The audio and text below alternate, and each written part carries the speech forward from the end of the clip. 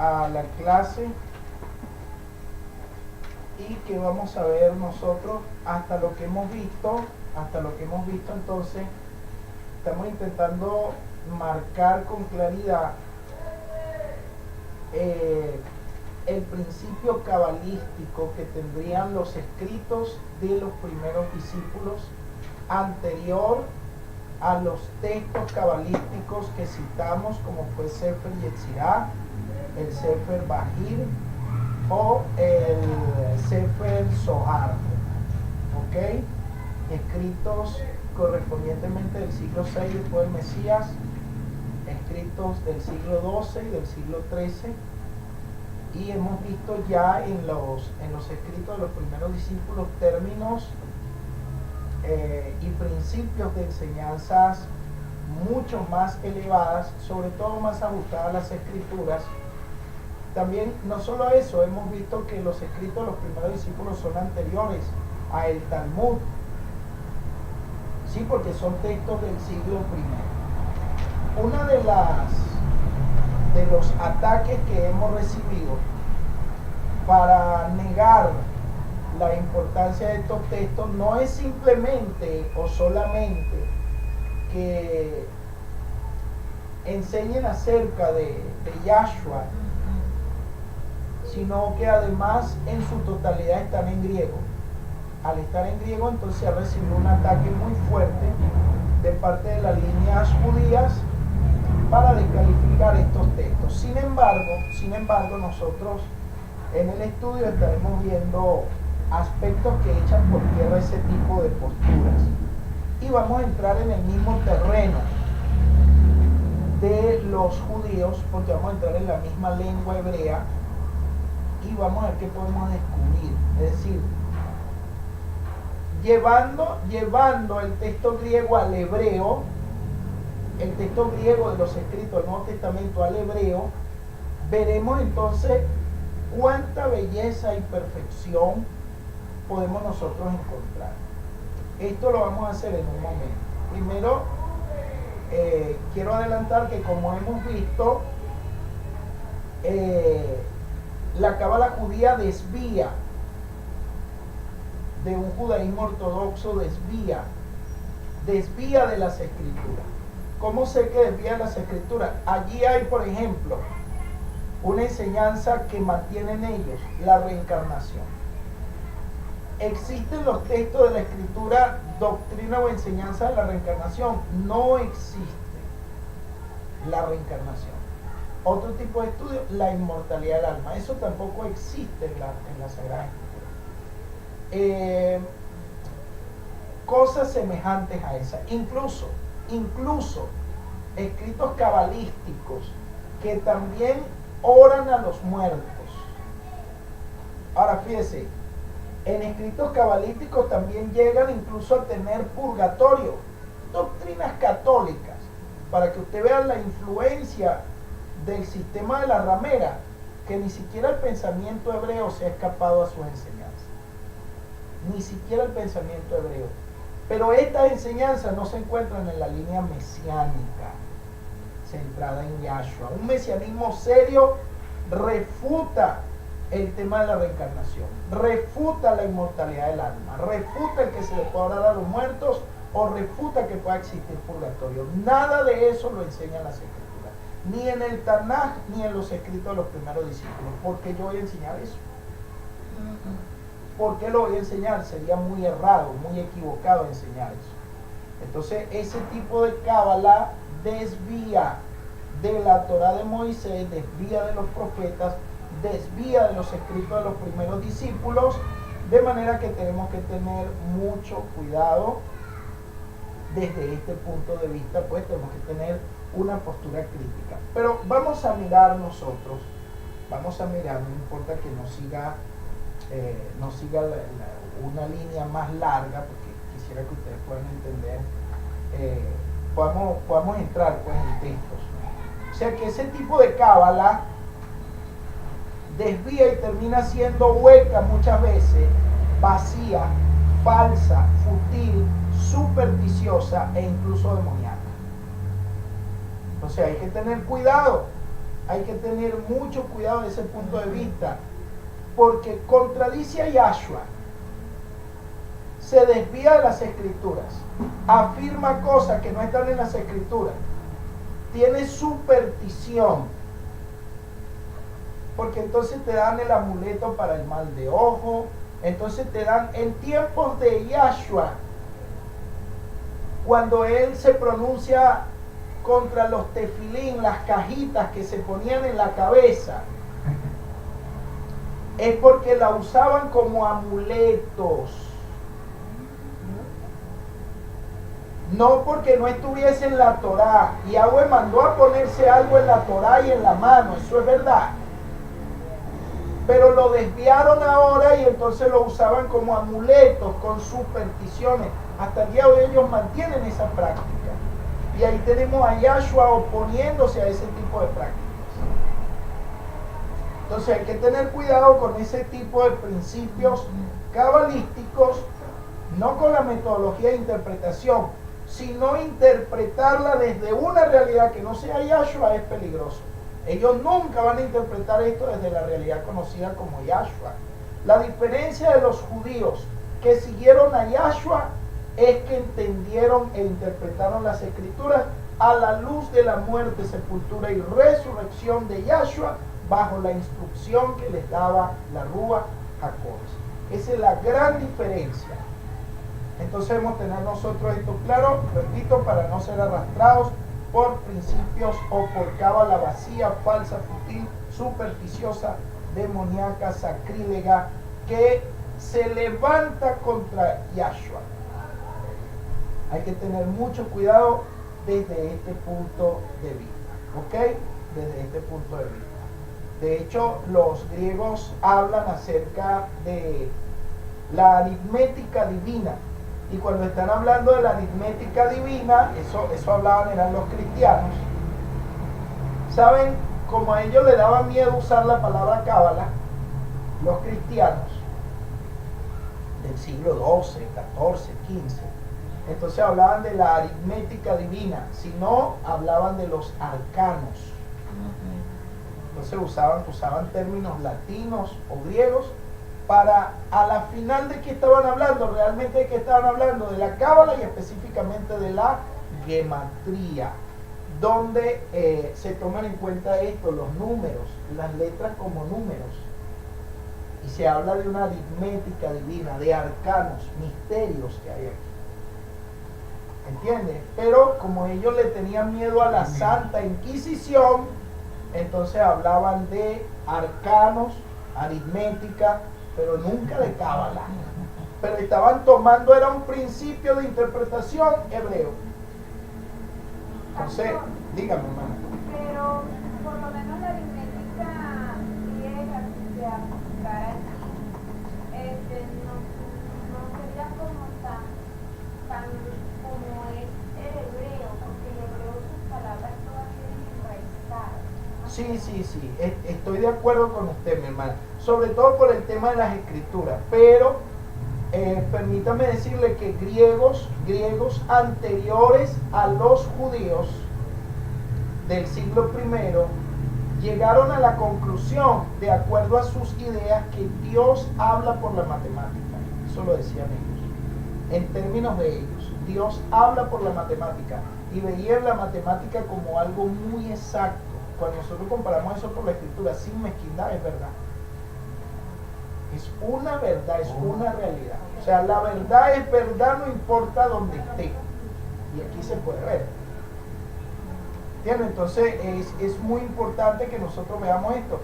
No es por casualidad que cuando yo veo una letra hebrea veo un número también. Pero ese mismo principio lo puedo trasladar yo al griego o lo puedo trasladar al latín. ¿No han visto ustedes letras latinas? Por ejemplo, en el latín, ¿qué letra es esta? Y esta,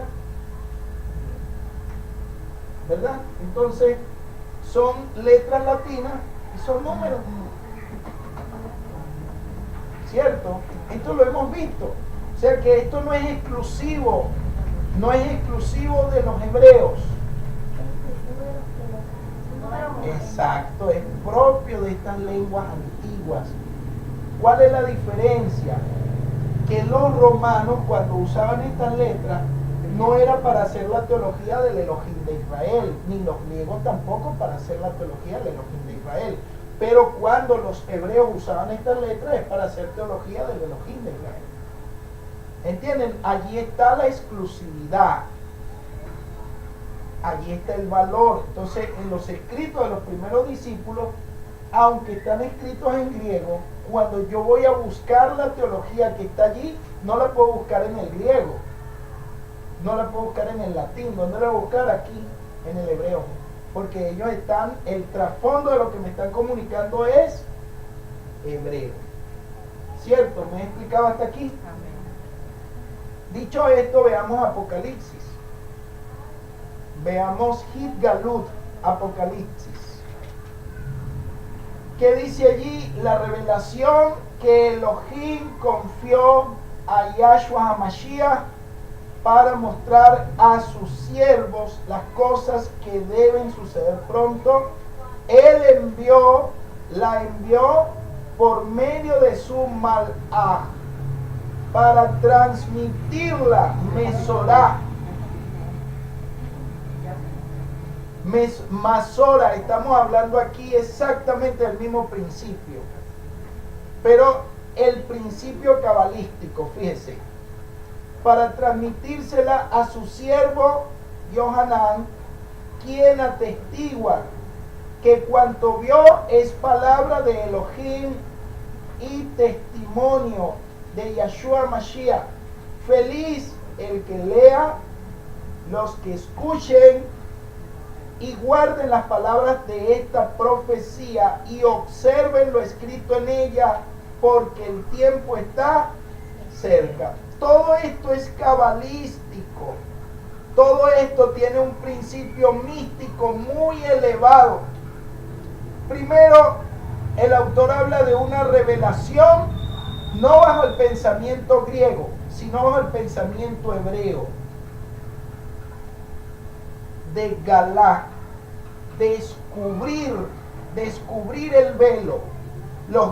Cuando los griegos usan el término apocalipsis, revelación, pero todo el estudio que ellos tienen de sus dioses es un estudio desde el hombre, empezando a estudiar a los dioses, arribando a conclusiones basadas en la razón y de allí en la filosofía, amor al conocimiento. Desde allí ellos hablan de un apocalipsis, de una revelación.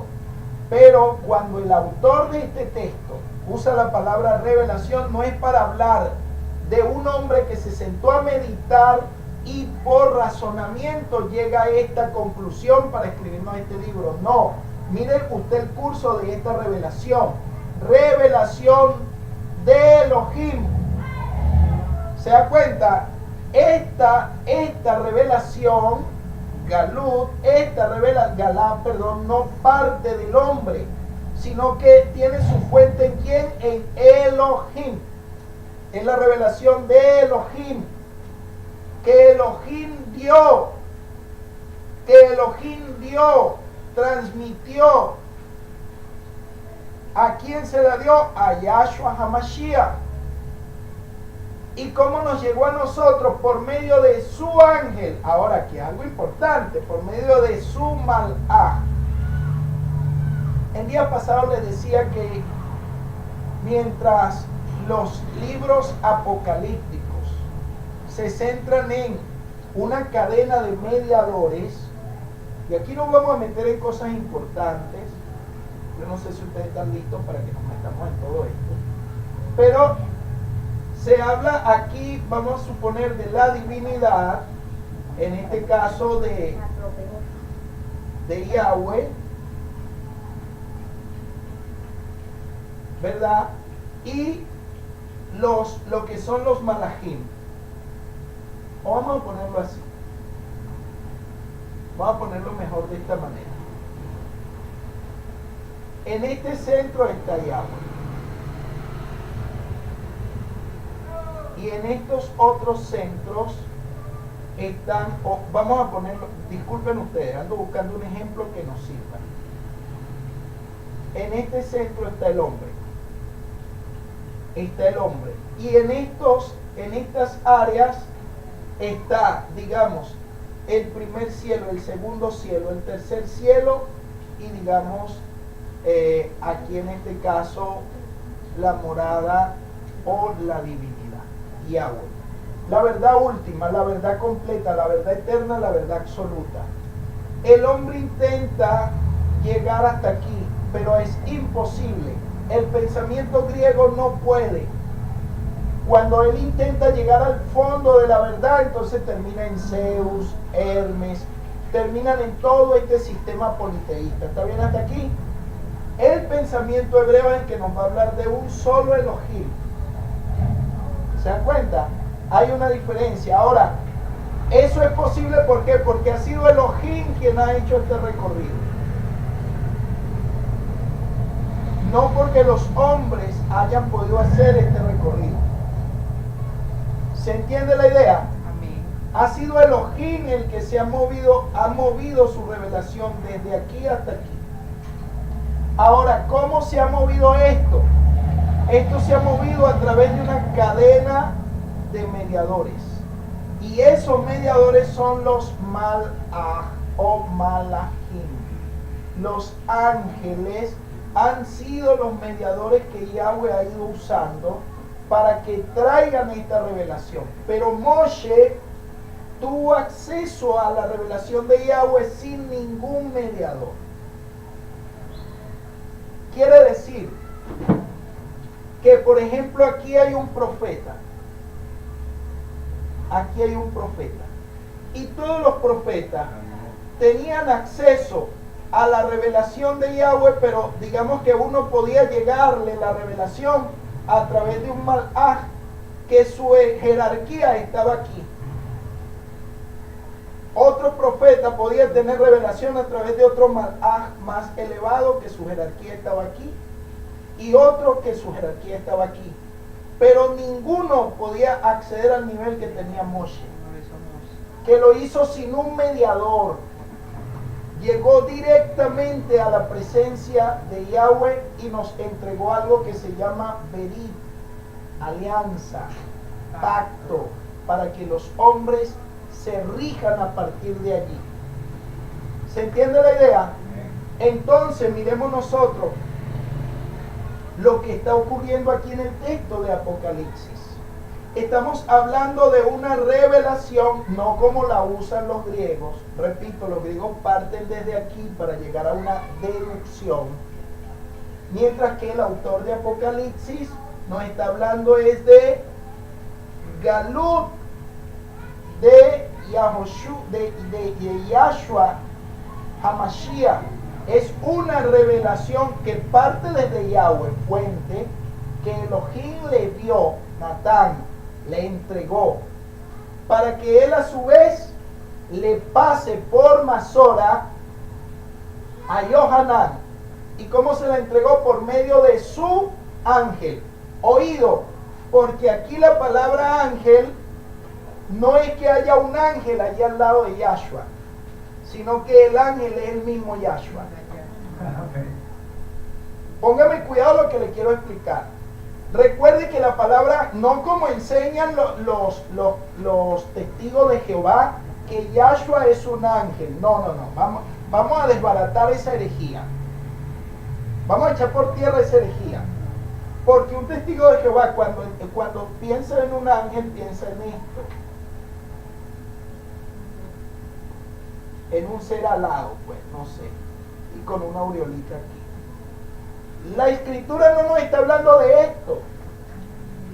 La escritura nos está hablando de un malach, un mensajero. Yahshua aparece en calidad de mensajero. Está transmitiendo un mensaje. Y por eso él es malach. Por eso él es su malach. No que Yahshua sea un ser así, alado. No, esa idea es de los testigos de Jehová. Esa idea no es la que nos está planteando aquí el texto. Se nos está planteando es que Yahshua HaMashiach, Yahshua, el mismo que anduvo un día de carne y hueso, el mismo que murió, el mismo que resucitó, el mismo que envió la rúa, el mismo que se manifestó en la historia, el mismo que cumplió las escrituras, el mismo ahora está entregando un mensaje. Por eso es malaj, por eso es mensajero. ¿Se entendió? No porque sea un ser angelical. Quítese esa idea pagana de la cabeza. Esa idea es pagana. Esa idea no es de la escritura. Mire, cuando usted ve, por ejemplo, un eclipse, ahí hay un malaj, ahí hay un ángel enviando un mensaje. Cuando usted ve que la luna se está renovando por la influencia de un malaj, allí hay un mensaje. Eso está ocurriendo. De hecho, la palabra planeta significa algo así como vagabundos. Porque, sí, o errantes, porque los planetas, cuando los estudiaban en la antigüedad, no tenían como que una órbita que siguieran obedientemente, sino que de acuerdo al sistema en el que estuvieran circulando, obedecían a distintas leyes. Entonces, de allí la importancia de que estudiaban anteriormente los astros, la luna, las estrellas, y les rindieran culto. Entonces, mire esto que le quiero explicar, porque esto es muy interesante. Si alguien caminaba con una revelación bajo la influencia de un malaj de esta dimensión o de esta dimensión, corría el riesgo de terminar adorando ángeles. Y esto le pasó a los mismos judíos. Se han encontrado huellas arqueológicas, se han encontrado tablillas, monumentos de oraciones judías a los ángeles.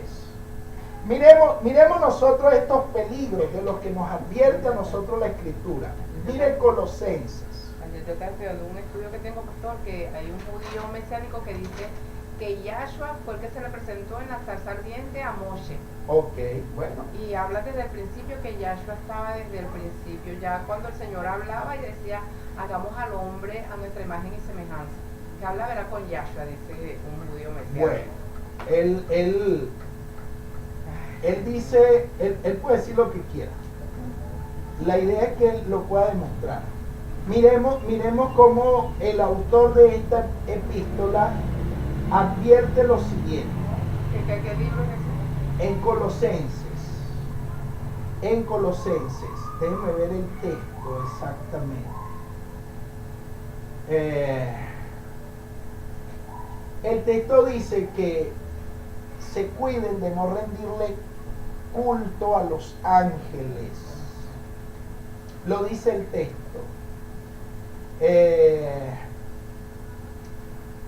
Déjenme ver dónde está. Ajá, ok, aquí estoy. Colosenses 2:18. Miren que en el 2:8 el autor dice, tengan cuidado, o sea, prende la alarma. No se dejen arrastrar por quienes los quieren engañar con teorías y argumentos falsos. Ellos se apoyan en tradiciones humanas y en los poderes que dominan este mundo y no en el Mashiach. Poderes que dominan este mundo, es decir, ángeles. Fíjense, versículo 18, no dejen que los condenen esos que se hacen pasar por muy humildes y que dan culto a los ángeles, que pretenden tener visiones y se hinchan de orgullo a causa de sus pensamientos humanos. O sea, con esto le estoy diciendo, mire, por eso yo tengo una visión muy minimalista de los ángeles. O sea, el que se sienta a estudiar teología conmigo aquí, no le va a gustar cuando yo empiece a hablar de los ángeles. ¿Por qué? Porque yo tengo una visión muy minimalista de ellos. Es que no los estoy reconociendo, sí los estoy reconociendo, pero les estoy dando su justo lugar, su justa posición. Y a veces prefiero deshumanizarlos y tratarlos como elementos, como viento, como fuego, como los que pueden dominar el sistema en el agua, en el fuego, en el viento o en planetas, para que entonces usted le cueste darles culto a ellos. Porque si no, es que mire, usted puede buscar el ángel de a San Rafael y a San Uriel y al de la piedrecita blanca y al de la piedrecita roja y al de la oracioncita esta que hay que hacerle a los ángeles. Y ustedes lo han visto, ustedes han visto todo esto que está presente en muchas culturas, pero también se encuentra presente en el judaísmo. Nosotros encontramos, amado hermano, en la historia se han encontrado huellas arqueológicas de judíos rindiéndole culto a los ángeles. Entonces, aquí es donde está el peligro de no poder captar esto. Mire, el libro de Apocalipsis dice que Yohanan, después de recibir esto, se sintió tentado a arrodillarse delante de un malaj y se le dijo, no lo hagas. O sea que el texto nos está advirtiendo muy claro los seductores que pueden ser estas criaturas, basado en su fuerza, basado en su conocimiento, basado en su autoridad, basado en su poder, y como el ser humano con esa tendencia a la idolatría, muchas veces puede terminar rindiéndole culto a los ángeles. Entendiendo entonces aquí la palabra malaj como mensajero y no como un ser celestial. Existen, están presentes. El ángel de la muerte, ¿qué significa eso en la Torá? Que personas que están gravemente enfermas están por pelagajo, tienen el ángel de la muerte ahí. Eso es lo que significa. Pero ángel de la muerte es una metáfora, pues, para explicar que esa persona se encuentra cercana a la muerte. Aquí lo vemos negro. Exacto. Entonces hay que deslastrar los textos de este sentido esotérico que orienta hacia el paganismo y hacia la mentira. No, una persona gravemente enferma. De repente viene Yahshua, ora por ella y la levanta, la saca del Seol. La libra del poder del Seol, porque ya se encontraba ya prácticamente liquidado. Y de allí la importancia de cambiarle un nombre a una persona en esa condición. Empieza como a desandar, a salir de esa región de muerte. O sea, hay cosas que nosotros tenemos que ponerle cuidado y las vamos a entender solamente desde la teología hebrea. Entonces, es lo que se nos está planteando aquí en el libro de Apocalipsis. Cuando estamos empezando nosotros el estudio, no estamos hablando de un ser celestial, sino que estamos hablando del mismo Yahshua, pero en condición de mensajero. Pastor, Y por eso es mal. Diga. Pregunta, con respecto a lo que está escrito ahí, cuando Yahshua se lleva a Pedro, A Juan y a... para la transfiguración. Ajá. Ahí hay una imagen de la resurrección, amado. Ok. La verdadera imagen es la resurrección. Él estaba hablando de lo que tenía que ocurrir cuando resucitara entre los muertos. Pero se le estaba planteando una visión, y allí hay una verdad muy importante. Sí, porque nadie no subió a los cielos. No, nadie. exacto, y se está presentando a Moshe y a Eliyahu Anabí. Estamos hablando de personas que tenían una enseñanza muy elevada. Yahshua, según el texto, Yahshua es un maestro superior a ellos. Eso nos lo están planteando los textos. Dígame, hermana Isabel. Por lo menos el Naví Ezequiel, Ajá. viendo la mercaba de Yahweh, Ajá. ¿en qué plano podríamos ponerlo a él? ¿En qué categoría? Claro. Sigue en la misma categoría de los ángeles como mediadores. Continúa en la misma categoría. A Daniel se le presentó, dice, ya se ha recibido tu mensaje del primer día.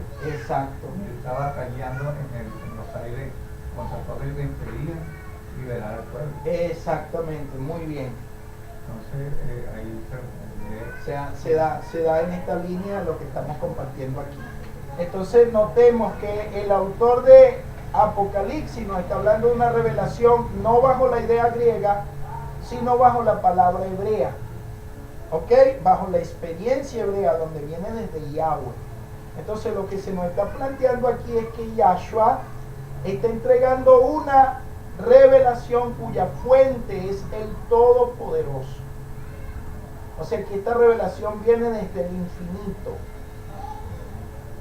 Y solamente Yahshua puede hacer posible que esta revelación no se desvíe y que pueda llegar a su objetivo final. ¿Cuál era el objetivo final? Los talmidim de Yahshua, sus discípulos, que en el siglo I sus enseñanzas, las enseñanzas de Yahshua, estaban siendo perseguidas, combatidas, intentaban destruirlas, intentaban borrarlas. Ellos no tenían shalom, no la shalom que dan los hombres, porque los perseguía el sistema romano, los perseguía el sistema judaizante. Entonces por eso a ellos, a los perseguidos, les dice Yahshua a través de Yohanan, les dice Gesed be Shalom, gracia y paz a vosotros. ¿Sí? A ellos va dirigido ese Gesed be Shalom. ¿Ve? Y usa también la palabra Lahem, Gesed Lahem be Shalom, gracia a vosotros y paz. ¿Por qué? Porque estaban siendo perseguidos, amados. Estaban siendo combatidos. Las enseñanzas del rabino Yahshua las querían destruir. ¿Por qué? Yahshua no quiso fundar una escuela. Yahshua no quiso fundar una religión. No quiso fundar grupos. Yahshua lo que nos entregó fue la interpretación autorizada de la Torá, de las Escrituras. No quiso competir con ninguna escuela, con ningún rabino de su época. Él estaba por encima de cualquiera de ellos. Algo parecido a lo que dijo un gobernante aquí: águila no caza moscas. Nunca quiso competir con ninguno de ellos, porque el problema fue que todos ellos quisieron competir con él, pero siempre estuvo por encima de cualquiera de ellos. Entonces lo que nos está diciendo es: cuiden, guarden estas instrucciones, custodien estas enseñanzas, transmítanlas, y las va a entregar bajo un principio que es el principio de semeion o otiot, señales, por medio de mashalot, por medio de metáforas, de parábolas, de un lenguaje alegórico, de un lenguaje espiritual. O sea, lo que está diciendo es: lo que les voy a enseñar no lo pueden dejar en un término literal. Si lo dejan en un término literal, ustedes no van a entender nada de lo que les quiero mostrar. Espiritual, sí, amén, hermano. Si tenemos todo el mismo sentido, no podemos decir lo contrario. Aleluya. Amén. Amén, amado. Entonces, mire, qué importante que podamos captar cabalmente lo que se nos quiere ir dando, lo que se nos quiere ir transmitiendo. Ahora miremos nosotros para que veamos la profundidad de lo que hay aquí. Según el versículo, ya le voy a decir, donde dice que Yohanan a las 7 Kehilot, a las 7 iglesias. ¿A cuántas iglesias le está escribiendo? A 7. Muy bien, ¿verdad? A 7. El texto está, a ver si lo encuentro, en el verso 4. De Yohanan a las 7 Kehilot, a las 7 iglesias de Asia, ¿verdad? Estamos hablando entonces de gematría. ¿Por qué? Porque nos está presentando ¿cuántas Kehilot? 7. Muy bien. Vamos entonces a trabajar con la idea del 7. Y ustedes van a ver qué vamos a describir. Son 7, ¿verdad? Son 7. Ahora bien, son las que están en Asia. La vez pasada hicimos una gráfica. 1, 2, 3, 4, 5, 6 y 7, ¿verdad? Aquí está Patmos, la isla donde va a ocurrir esto. Y el mensaje.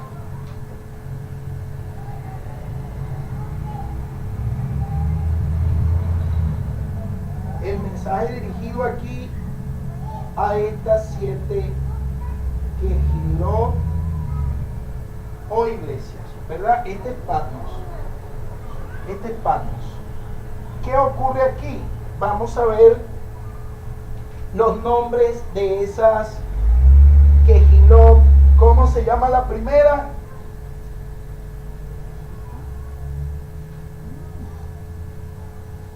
¿Cómo se llama? Ok.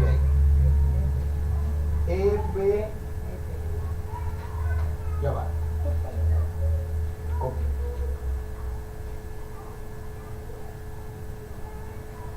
Éfesos. Ahora fíjense que tenemos que hacer estudio, tenemos que estudiar aquí. Yo hice la tarea. Miren esto. Ya ustedes van a ver.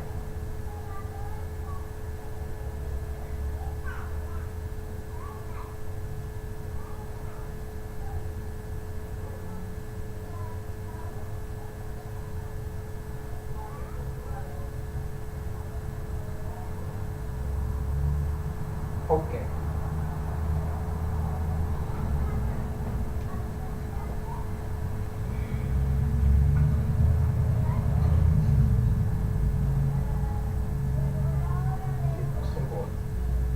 Ok. Fijémonos lo que pasa. Éfesos. En hebreo. Porque repito, el autor es hebreo. En griego se pierde todo esto que vamos a demostrar. Él está hablando de 7 Kehilot, ¿cierto? Miremos entonces la palabra Éfesos, descompongámosla nosotros en hebreo. ¿Cuánto vale esta letra? ¿Qué letra es esta? Ain. ¿Cuál es su valor numérico?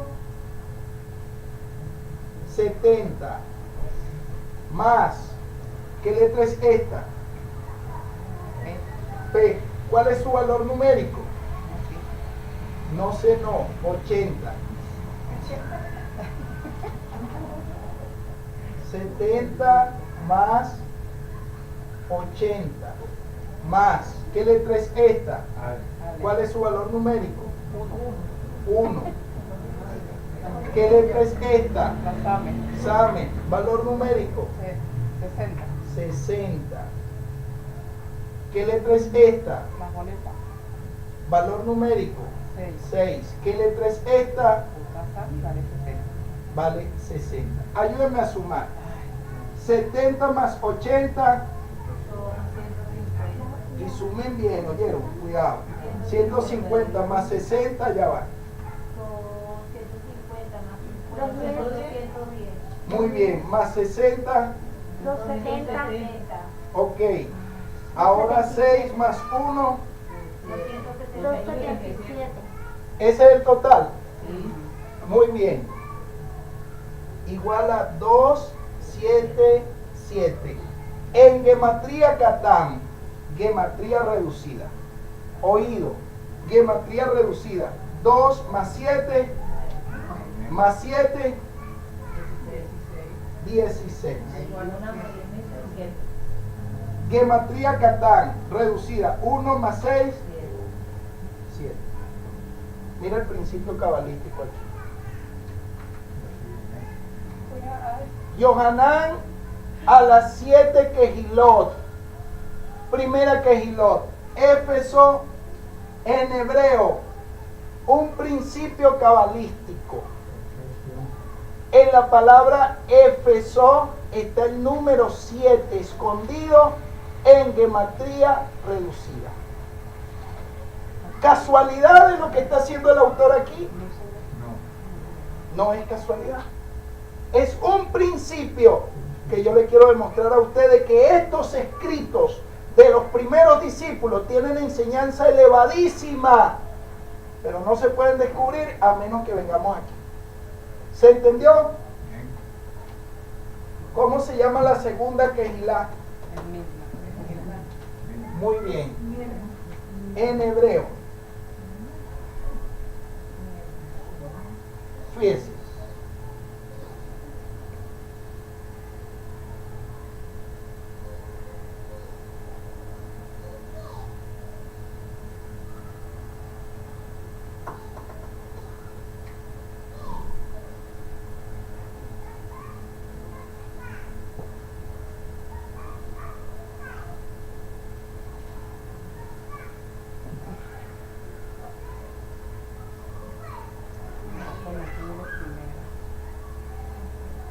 La veré en video. Ok. En hebreo, Shemirna. Sumemos. ¿Qué letra es esta? Ok, ¿cuánto vale? 300. ¿Qué letra es esta? Men, ¿cuánto vale? 40. ¿Qué letra es esta? Una yod vale 10. ¿Qué letra es esta? Una resh. ¿Cuánto vale? 200. Una num. ¿Cuánto vale? 50. Y una alef vale 1. Sumemos. 300 más 40 más 10 más 200. ¿Cuánto? 550 más 10 más 50. 600 más 1, 601. Ajá. ¿Cuánto nos da? En gematría Catán, perdón, 601. 1 más 6, 7. Segunda quejilá, el mismo número. Esmirna, el número 7. ¿Casualidad? Le pregunto, ¿esto es casualidad? No. Cierto. Si usted lo suma en el castellano, no le da. Si lo suma en el griego, tampoco. Si lo suma en el latín, tampoco. Si lo trae al hebreo, le da. Entonces, los escritos de los primeros discípulos, ¿son escritos paganos? No. ¿Son escritos griegos? No. ¿Son escritos católicos? No. ¿Son escritos evangélicos? No. ¿Son escritos de los testigos de Jehová? No. ¿Son escritos hebreos? Sí. ¿Mesiánicos? Sí. Es lo que tenemos nosotros aquí. Haciéndole con 7 iglesias. Es que es casualidad esto.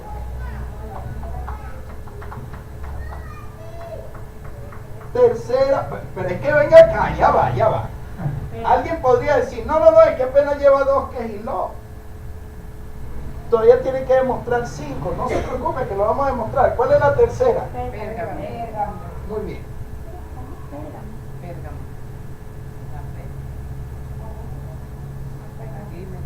Dime. Ya va. Tranquilo que vamos para allá.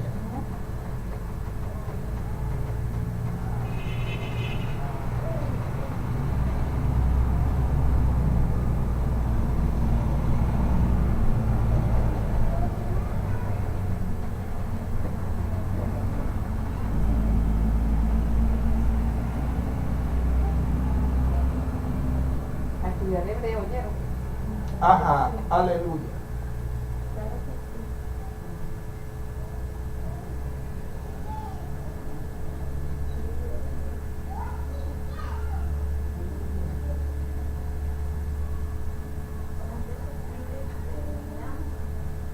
¿Cómo?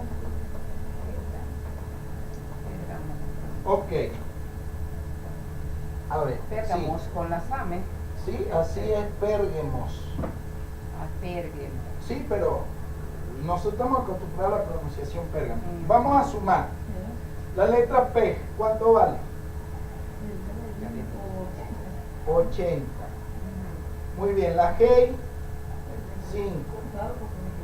Más la Resh, 200.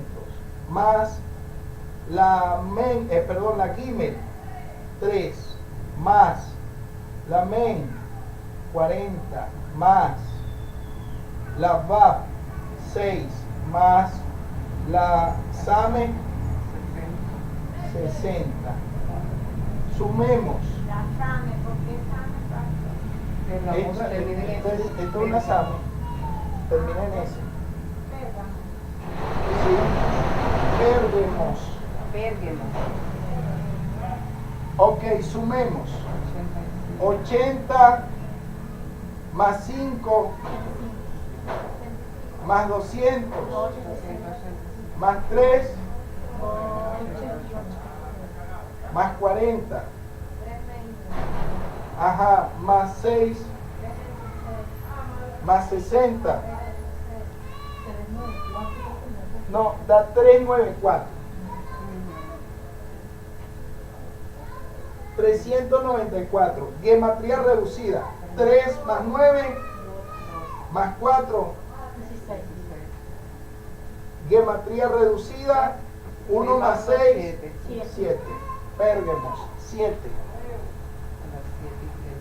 Éfeso, Esmirna, Pérgamos, tenemos 7. No se ha salido el autor del término 7. ¿Cuándo usted en teología evangélica o católica descubre esto? Ahora, amada, ni por error los rabinos van a enseñar esto, porque ellos no estudian los escritos de los primeros discípulos. ¿Quiénes son los que lo podemos enseñar? Los mesiánicos, nosotros. ¿Se da cuenta dónde está la diferencia? Esto no viene de la cábala talmúdica, no está ahí. Esto está en la cábala mesiánica. Aquí es donde están los escritos de los primeros discípulos. Son mis testigos. Amén. Exacto. ¿Tenemos o no tenemos misterios? ¿Tenemos o no tenemos secretos? ¿Tenemos o no tenemos verdades que nos elevan y nos hacen pegarnos al conocimiento del Eterno?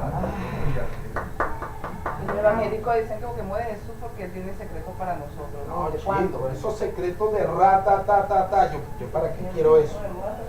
Imagínense. Es un gran secreto de rata. No, chico, para qué quiero eso. Eso no me explica la escritura. En el Sardes. Cuarta quejilá. Tiatira. Sí, ¿No coge el Sardes? No. la acabamos de ver. No, Sardis es la cuarta. Vamos a Tiatira.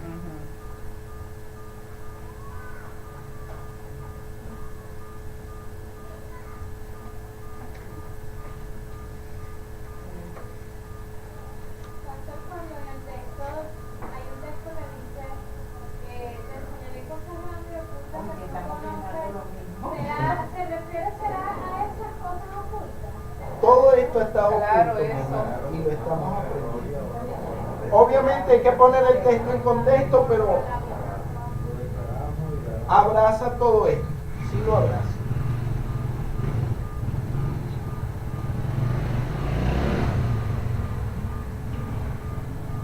Tiatira. Vamos a ver ahora, ¿cuánto vale la tab? 400. 400.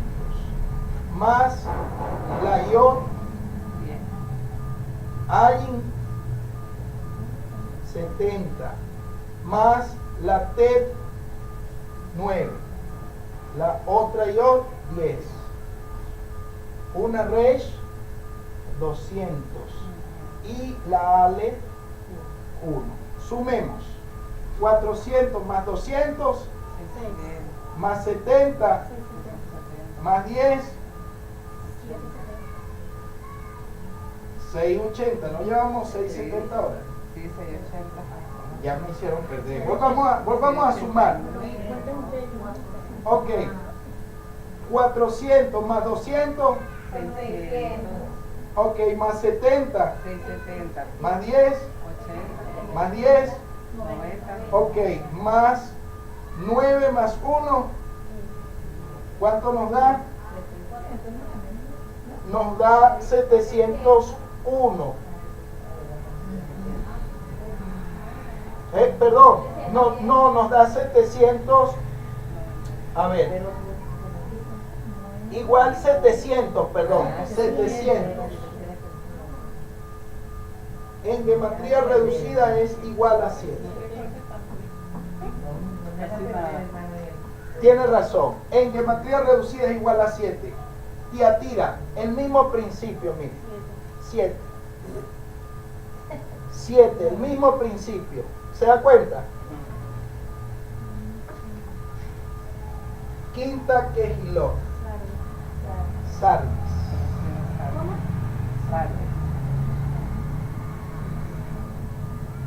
Vamos a ver Sardis.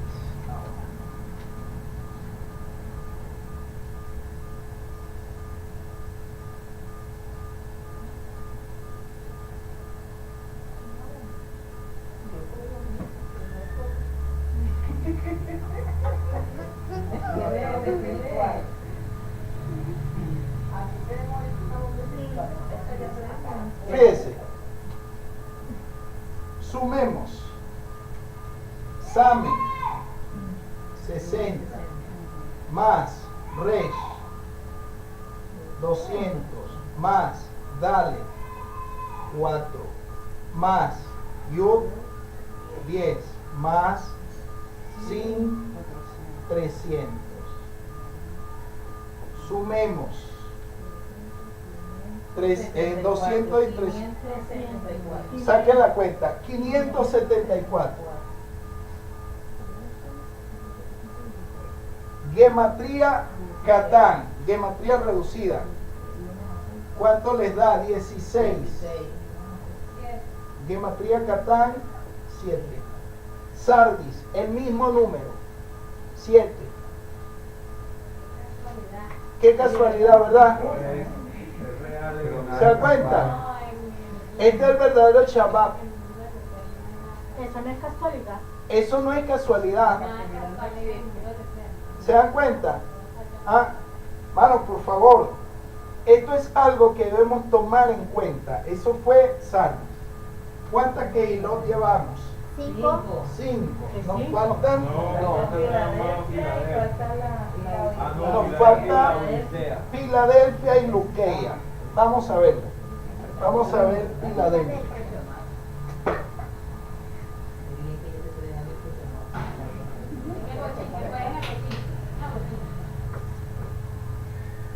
Aleluya. Eso no es bochinche, eso es asombro, contentamiento en lo que estamos recibiendo. Así mismo. Emoción se llama, esa es la palabra. Emoción. Por el descubrimiento. Amén.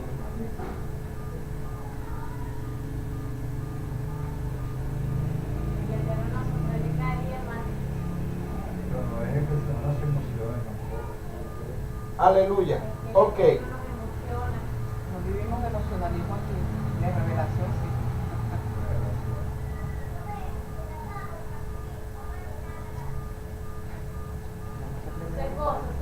Hay que aprender los valores de las letras hebreas. Ya lo hemos dicho y lo hemos explicado. Tienen que aprender Los valores numéricos. desde las letras hasta sus valores numéricos. Sumemos, por favor. Volvamos acá, por favor. La P, 80, 80, más Lame, 30, 30, más Dale, 4, 4, más Lame, 30, más P, 80, más Yod, 10, más Ain, 70. 70. Sume y denme en el total. ¿Cuánto les dio? 304. En gematría Catán o reducida, 3 más 4, 7. Filadelfia. El mismo número. El número 7. Yohanan a las 7 Kehilot. ¿Se da cuenta? Fíjese, el mismo principio. Nos queda entonces Luqueia, la última.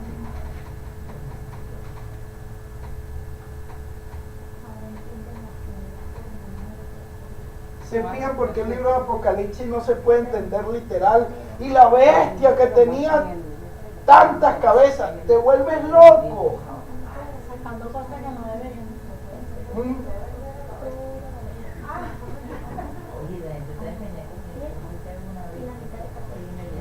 Volvamos aquí.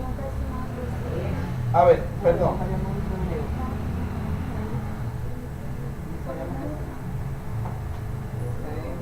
Ok. Filadelfia. Esa es la última. La Odisea.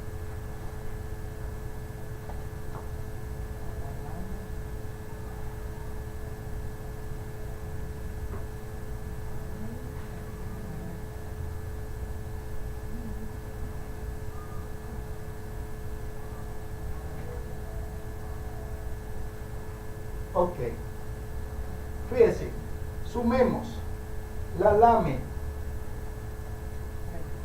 más 6 más la dale 4 más la cof 100 más yo 10 y ale 1. Sumen por favor. ¿Cuánto les da? Me da 151. Gematría Catán. 1, 6 y 1, 7. Las 7 quejilot que están en Asia. ¿Se movió el autor del número 7? ¿Qué le parece a usted? Maravilloso. ¿Tenemos o no tenemos que estudiar los escritos de los primeros discípulos bajo principios de interpretación hebrea? Y fíjese, aquí estamos en el cuarto nivel de interpretación, pardes. En el cuarto nivel, el sod, el secreto, el profundo. ¿Se da cuenta? Ahora, ¿esta revelación es de quién?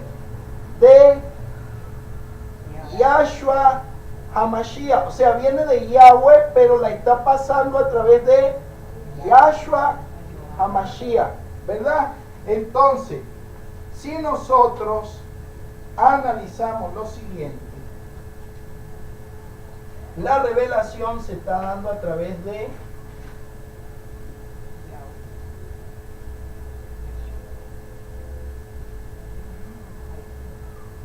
Yahshua, Mashiach.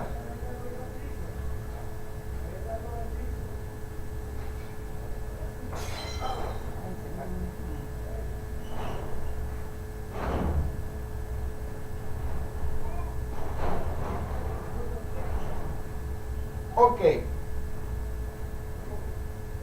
Fijémonos nosotros. ¿Cuánto vale esto? 10. Y esta, 5. Más 300. Más, perdón, aquí, 6. Más 70. ¿Cuánto le da? Se está poniendo a Yahshua. 391, sí. 391. ¿Sí o no? En gematría reducida, ¿cuánto le da? 13. ¿Se acuerda lo que nos presenta el Evangelio de Mateo? Cuando se habla de 14 generaciones. Pero cuando usted las cuenta, le da 13. Porque se da en Yahshua, que aunque Él es el Mashiach, se está manifestando en la generación número 13. O sea que en la generación número 13 está escondido el Mashiach. En la generación 13 está escondido el Mashiach. Ahora, ¿quién es el que está dando esta revelación? Yahshua HaMashiach. ¿A cuántas iglesias? A las 7. 7 por 7, 49. En gematría reducida, 4 más 9, Yahshua. El 13. ¿Usted lo entendió? Mire, óigame. La revelación la está dando Yahweh a través de Yahshua, ¿cierto? ¿A cuántas Kehilot? A 7. Ya vimos el 7. La da Yahshua, su valor numérico es 13. Y en este 13 está escondido el 49. 7 por 7, 49. A las 7 Kehilot. Y cuando usted suma 4 más 9, en gematría reducida, ¿cuánto le da? 13. El mismo Yahshua. A quien le pertenecen las 7 Kehilot. ¿Eso es casualidad? Mire este dedito. Ok. Mashiach. ¿Cuánto vale la men? 40. Más 300. Más 10. Más 8. Esto es una G. Sume. ¿Cuánto le da? 358. En gematría reducida, 3 más 8, 11 más 5, 16. En gematría reducida igual a 100. Yahshua HaMashiach. Número 13 para las 49 Kehilot, que da el mismo 13 a las 7 Kehilot que están en el Mashiach. Que en el Mashiach 358 está el mismo 7 escondido. ¿Es casualidad esto? ¿Es profesor de matemática? Esto es casualidad. Esto no es casualidad. Esto es revelación. Esto es corrección. Estamos corrigiendo conceptos errados, trasnochados, equivocados. Por eso, si usted sigue la cábala judía, usted va a estar descarriado. Lo van a llevar a la reencarnación, lo van a llevar a los sadiquín que tienen ellos, que están bien muertos. Lo van a llevar a usted a la inmortalidad del alma y a estar intentando buscar otras vidas, y no lo llevan a esto. Mire, no quebranta la resurrección, no quebranta el principio escritural de la inmortalidad del alma, nos permite reconciliarnos con los escritos de los primeros discípulos. Por eso es que nosotros tenemos que entender esto para poder hablar en su mismo lenguaje y mostrarles que las escrituras no enseñan ni reencarnación ni inmortalidad del alma, que las escrituras enseñan que el Mashiach viviría para siempre y que él iba a ser el verdadero intérprete de la Torah, el Naví Kamoni. Es allí donde nosotros vamos a poder decir. Y por eso es que entendemos ahora que los Yehudí del siglo I oían estas enseñanzas y corrían a Yahshua como el Mashiach, lo aceptaban. Y en el documento, en los escritos de los primeros discípulos enseñan que creían Kohanim y que confiaban también Perushim. Y usted lo puede ver allí en Hechos, capítulo 15. Usted lo puede ver allí, eso no me lo estoy inventando yo. Esto es lo que hacían en el siglo I. En el siglo I esto es lo que hacían. Miren, esta enseñanza. Algunos venidos de Judea enseñaban a los hermanos: si no se circuncidan según el rito de Moisés, no pueden salvarse. ¿Quién eran ellos? Mire lo que dice aquí en el verso 5. Pero algunos de la secta de los Perushim, que habían abrazado la fe, ¿se da cuenta? Confiaban en el siglo I en Yahshua. ¿Por qué? Porque habían moré, habían Shaliach, los talmidín de Yeshua se levantaban e interpretaban las escrituras así como se lo estoy mostrando. Y no con el purgatorio, y no con el Santo Rosario, y no con el Santa María Madre de Dios, ni tampoco con la Trinidad, ni nada que se le parezca, ni con Jesús tampoco, ni con la doctrina de irse para el cielo. Dime que ese nombre de Jesús no tiene ningún valor numérico. Y los profetas, ¿verdad? Exacto, muy bien. Entonces era esta, Se cumple. amén. Sí, pero tiene nombre animal, Jesús, y tiene valor numérico, claro. Exacto. Bastante rico. Entonces esto es lo que nosotros debemos conocer. ¿Se entiende hasta aquí? Amén. Y hay verdades tan hermosas. La palabra Gan Eden que aparece en la Torá, el Gan Eden, tienen escondidos a Yahweh y a Yahshua con los mismos valores numéricos que les estoy mostrando aquí. Y luego se lo voy a ir mostrando para que usted vea que la palabra Edén, por eso es que no lo encuentran ni lo van a encontrar. Porque la palabra Edén no es un lugar, es un enclave. Es una clave para los que hemos nacido de nuevo. No es un lugar. Porque Yahweh, según la Torah, Yahweh plantó el Gan Eden. Según las malas traducciones, lo plantó al oriente. Pero cuando usted lee el texto hebreo, dice Mikeden. No dice oriente, Mikeden, y se lo voy a mostrar aquí rapidito. Mire lo que dice Proverbios capítulo 8. Tradúcalo, pastor, Mikeden. Ya voy. Mire lo que dice Proverbios capítulo 8, verso 21. Léalo por favor. A ver si el 21 o el 22. Para heredar esperanza a los que me aman y formar yo sus tesoros. Ya voy. 21-22. A ver. Proverbios. Sí, Yahweh me creó en el principio de sus creaciones antes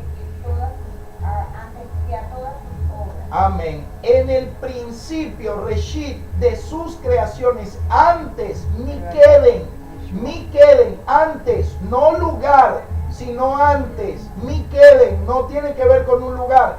La otra traducción dice desde la eternidad. Mikeden es eternidad. Mikeden no es un lugar. Proverbios 8:22. No es un lugar, no es una zona geográfica. Mikeden es eternidad, desde la eternidad. Por eso es que dice Yahweh me creó antes de todas sus creaciones. ¿De qué está hablando? De la eternidad. Mikeden es desde la eternidad. Creo ¿Qué a dice? Yahshua, no antes de la eternidad. Estamos aclarando que la palabra Mikeden no significa una región, sino que eternidad. significa eternidad. ¿Qué dice Miqueas capítulo 5 versículo 2? Por eso es que vivimos a veces enfermos y nos pegamos. Claro, amado. Está equivocado. La falta de comprensión de las Miqueas escrituras 5:22. nos lesiona completamente. Miqueas 5:2. Pero tú, Belén Efrata, aunque es pequeña para estar entre los millares de Yahudá, de ti saldrá un príncipe que estará sobre Israel y su salida es desde el principio, o sea, Desde la el día de la eternidad. eternidad. Eso es Mikeden. Ahí el término que aparece es Mikeden, igual que en Proverbios, Mikeden. Y el término que aparece aquí en la Torá, en el capítulo 3. Sí, es decir, en Bereshit, capítulo 3.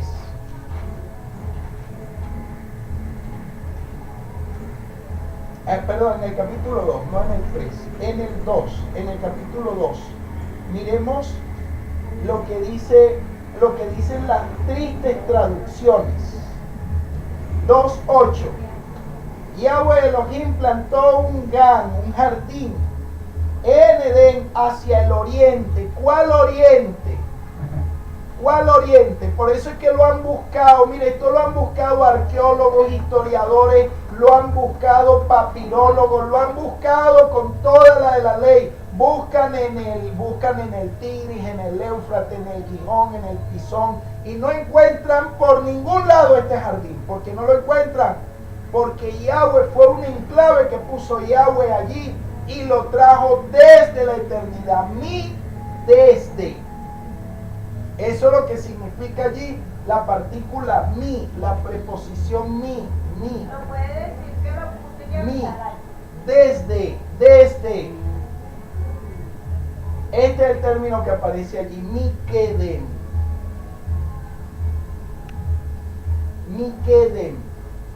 No, pero mire mi versión. Desde la eternidad. ¿Qué Aquí dice? mi versión en el 2.8 dice, y desde el principio Yahweh Elohim plantó un huerto y puso allí a quien había formado. No dice al oriente. No, dice desde el principio. Bueno, la Aquí hay felicito. una versión, dice La felicito.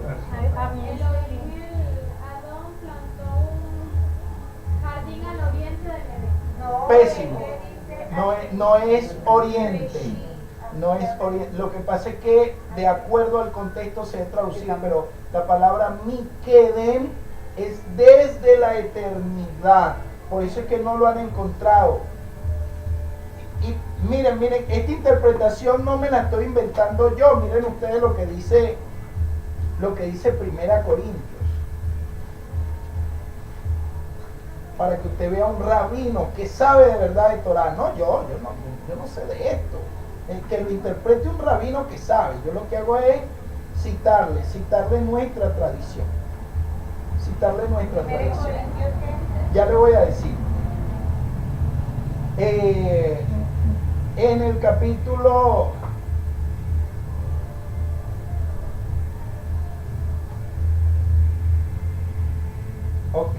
a ver si en el capítulo 3. En el capítulo 3. Donde dice Shaul Shaliach que nosotros somos huerto de Elohim.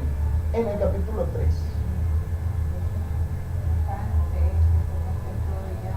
Ajá. Está allí en el capítulo 3. En el capítulo 3 está. Yo planté, Apolo regó, pero era Elohim quien hacía crecer, de manera que ni el que planta ni el que riega son nada, sino Elohim que hace crecer. El que planta y el que riega trabajan en lo mismo, cada uno recibirá su salario. Hay que buscar el texto, pero está aquí. Shaul Shaliach dice que nosotros somos huerto, somos ese jardín. Él está viendo el gan y no lo ve como un lugar, sino que nos ve a nosotros. Fíjense cómo está interpretando el principio. Y luego, fíjense lo que dice, que él plantó y Apolo regó. ¿Para qué puso Yahweh al hombre en el Gam? Para que lo labrara, lo cultivara. Bueno, eso es lo que están haciendo aquí los Sheluhim de Yahshua. Están plantando, están labrando, están cultivando, un poco a lo que estoy haciendo yo aquí. Sí, hermano, porque resulta que cuando Yahshua entró a cementerio, estaba el hombre poseído por legiones. Ajá. Perdón. Tuvieron uno que escuchaban, así como escucharon ustedes, escuchaban de por allá y se fueron. Dice que cuando escuchaban sin entender el entendimiento de a qué se refería y cómo debía actuar, el que nace primero, el que dice primero, fueron a despojar demonios. Sí, así es. Así es. Porque no tenían el conocimiento. Amén. El conocimiento recto, correcto de estos temas. Entonces, es lo que estamos viendo aquí. Fíjense que los talmidim de Yahshua entendieron las quejilot, vieron la quejilá como el huerto de Elohim, que ellos que tenían que hacer, plantar y regar. Pero ¿quién daba el crecimiento? El crecimiento lo daba Yahweh, lo daba Elohim. El crecimiento no venía de ellos. Ustedes no ven que Yahweh fue el que plantó este huerto y lo hizo crecer. Entonces esto es lo que está ocurriendo aquí. La palabra Gan El 5 y el tiene, 6, hermano. perdón, El 5 y el 6. el 5 y el 6. Ah, bueno, El excelente. 5 y 6. Amén. Léalo usted allá. Del 3. Sí. Sí. A fin de cuentas, ¿quién es Pablo? ¿Quién es Apolo? Simplemente servidores por medio de los cuales ustedes han creído en el Señor. Cada uno de nosotros hizo el trabajo que el Señor le señaló. Yo sembré y Apolo regó, pero Elohim es quien hizo crecer la planta. Amén. Exacto. Es el Eterno el que hace crecer la planta, hace crecer el huerto, el Gan. El Gan somos nosotros. Y Edén es una palabra, es un enclave. Edén, miren, esto después yo se lo voy a mostrar. Pero Edén tiene estas palabras, estas letras. No.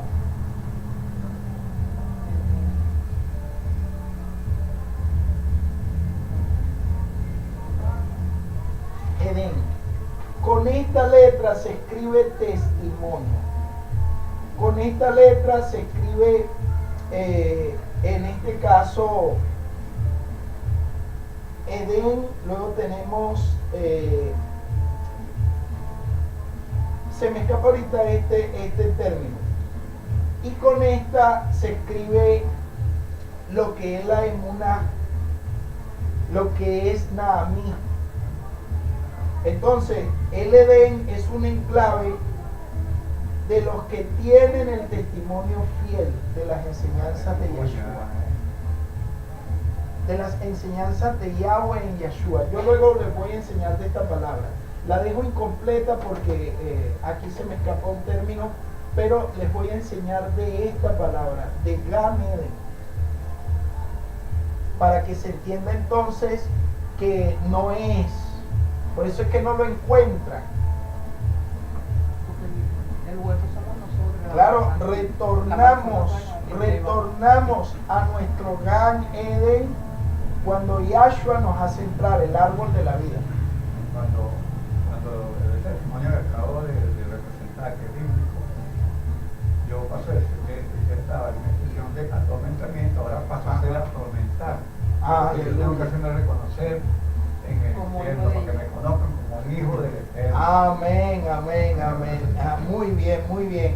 Entonces, analicemos lo que nos están planteando los escritos de los primeros discípulos. Es una interpretación de las escrituras con una limpieza, con una pulcritud, con una rectitud. Y cómo no va a ser con limpieza, con pulcritud y rectitud, si es bajo la dirección de la Rúa. Amén. Entonces, ¿bajo qué dirección tenemos que comprenderla? Bajo la comprensión de la Rúa. Oren para que se desarrollen ustedes cada una de esas manifestaciones de Da'at, Geburah, Jokmah, Yir'ah, temor de Yahweh, conocimiento de Yahweh, la inteligencia que da Yahweh, la sabiduría que da Yahweh. Oremos para que esa manifestación de Geburah, rigor, para ser rígidos ante la verdad y decir, no Señor, esta es la verdad y punto. Entonces tenemos que tener todos estos aspectos claros. Amén. Hemos dejado entonces un piso, hemos dejado una base para luego entonces estudiar lo que es la Torá dentro de los escritos de los primeros discípulos. Veremos entonces la Torá, los niveles de interpretación dentro de las cuales la están interpretando. La interpreta Yahshua, la interpretan sus adversarios, la interpretan sus talmidim. El nombre del Eterno, la expresión yo soy. No, mire, Ahora es que nosotros vamos a sacar a la luz verdades que cuando la gente la empieza a ver va a decir, pero bueno, ¿dónde estábamos nosotros? ¿Y dónde queda aquí? ¿Dónde queda aquí la cábala talmúdica? Los cabalistas que ya declararon al Rebbe Lubavi como Mashiach. No tuvieron suficiente con lo que hizo Rabbi Akiva y Bar Jochba. Ahora es el Rebbe Lubavitch, pero por nada se le ocurre pensar que Yahshua es el Mashiach y que el Mashiach vivirá para siempre. Eso lo decían ellos en el siglo I. Ahora, porque siguen al Rambam, a Maimónides, y Maimónides es de los que dice que lo que va a vivir para siempre es la generación del Mashiach, no el Mashiach. O sea que el Mashiach, según este pensamiento de ellos, cuando el Mashiach se manifieste, cuando el Mashiach venga, el Mashiach se va a morir y van a seguir gobernando, son sus hijos y sus descendientes. Mire usted las locuras que van a ir presentando. ¿Se da cuenta? ¿Se da cuenta? Cambio que aquí nosotros tenemos un principio firme, bien establecido. El Mashiach vivirá para siempre, vive para siempre. Ya por la resurrección y la generación del Mashiach anuncia su mensaje y estamos esperando la venida del Rey de Reyes, Señor de Señores. Su llegada. Porque no es simplemente el rabino Yahshua, o como le dicen por ahí, el rabino Yeshua, que le dicen algunos mesiánicos que se arrodillan todavía ante el pensamiento del Talmud. No, señor, no es simplemente el rabino Yeshua. No. Esperamos a el Señor, al Rey de Reyes. Es más, para que quede claro, a su majestad Yahshua HaMashiach. A él lo estamos esperando para que venga a reinar, para que las cosas realmente cambien, que él venga a reinar. Ahí sí vamos a conocer la verdad. Claro, amado, para que él venga a El reinar. camino, la verdad y la vida. No, chicos, vamos a estar nosotros con ese cuento. Mira, él es la puerta. La letra Dale. La cuarta letra. Dale. ¿A quién se recuesta la Dale? Mira. Es impresionante lo que está. Esta es la tercera letra. Este es el Goel. El Redentor. Cuando usted empieza a buscar y a buscar, porque en esta letra se puede decir puerta, pero también pobreza. Por eso cuando enseñemos, pero enseñemos con verdad el principio del diezmo. No me vengan a decir que esto ya pasó en la Torá, porque van a tener un problema serio con el Eterno. Aquí se presentan 4 destinatarios del diezmo.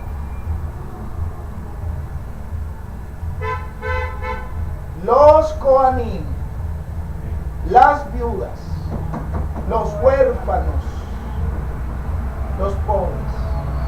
4. De 4 formas se distribuye. Y está en la Torá. Y eso no cambia. Después yo se lo voy a mostrar con base y con principios. Para que ustedes vean la seriedad de este asunto. Y no estén, de 4 formas. Para que no estén inventando, para que no estemos hablando sin ciencia, sin da'at, sin jochma, sin conocimiento, sin revelación, porque es mejor callar que tener que tragarse las palabras después. Uno necesita mejor tener comprensión de lo que son los textos sagrados. Resulta ser que la escritura muchas veces, sin darnos cuenta, la interpretamos bajo ideas cristianas. Y cuando se interpretan bajo ideas cristianas, mire, la gente no se da cuenta que está delirando. O se está esclavizando, ¿verdad? Claro. Bien cabe. Dígame, hermana. Retomando la parte de Daniel, en ese que cuando se dice que no lo encuentran porque él está en la eternidad, lo podemos sustentar con Ezequiel capítulo 28:13, cuando Amén. En El el querubín. huerto de Elohim de toda piedra preciosa era su atractivo. O sea, está hablando desde cuando él estaba allá en la eternidad. Así es. Y mire los minerales que hay ahí, piedras preciosas. Cosas que tienen que ver con la eternidad. Que cuando usted ve la nueva Jerusalén, es de oro, calles, piedras preciosas, todo lo relacionado con la eternidad. Toda la simbología que trata el tema de la eternidad. Entonces, tenemos enseñanza para ratos aquí.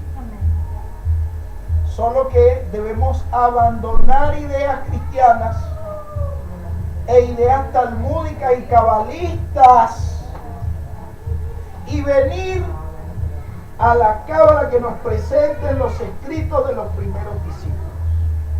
Entendamos eso. Entonces empecemos a estudiar la Torah como la interpretaron los autores de los escritos de los primeros discípulos. Y empecemos a estudiar e interpretar esto bajo estos principios y veremos lo que pasa. Amén. Comentarios, por favor, porque estamos Bueno, cerrando. hermano, con esto que el Señor está diciendo y estudiando, como es la necesidad que él tiene por el eterno, tenemos que darnos a conocer al infierno para que yo sepa quiénes somos. Amén. Nosotros decimos yo huirán. Y lo estamos haciendo. Porque si no, nos va a pasar desastre. Por ahí me pasó. Amén, amado. Amén. Mire lo que está comentando el hermano, ¿no? Y lo veremos. Tengo un tema, son varios temas los que tenemos por tratar, pero hay un tema muy importante que yo he visto para nuestras comunidades, y son los decretos de muerte que hay en muchas de las comunidades. Decretos de muerte, de miseria, de violencia, y la gente está siendo arrastrada de muchas maneras. Y son ángeles que se están moviendo para que esos decretos se cumplan. ¿Saben dónde pasa eso? Donde no entra el conocimiento de Yahweh. Esos decretos se manifiestan. No tienen que ver con lugares, tienen que ver con estados de conciencia, estados mentales.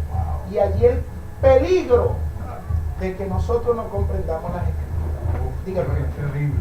Sí, señor. De verdad que existe ya cuando uno se estas raíces. Acabo de recordar, se me vino el pensamiento, un mensaje que le mandaron a una maestra mañana, pastor de una iglesia que está en Caracas, que se acerque mañana, que la esposa cumpleaños, que le notificó la torta en inglés. Bueno, ve, su tortica, posiblemente su velita, Ese es redondo. y tienen que pedir el deseo. Es que ahí se da todo el culto, redonda, velitas, sople y el deseo para que aparezca su demonio llamado genio. Voy a agregar Diga, esto más, hermano, papá. perdónenme. Y llegan vendiendo todo artículo de la calle al salón sagrado. Oye, una trampa. Es una trampa tremenda lo que nos está pasando. Bueno, entonces cerramos. Shalom para todos, para todas, por favor, sigamos meditando en las escrituras.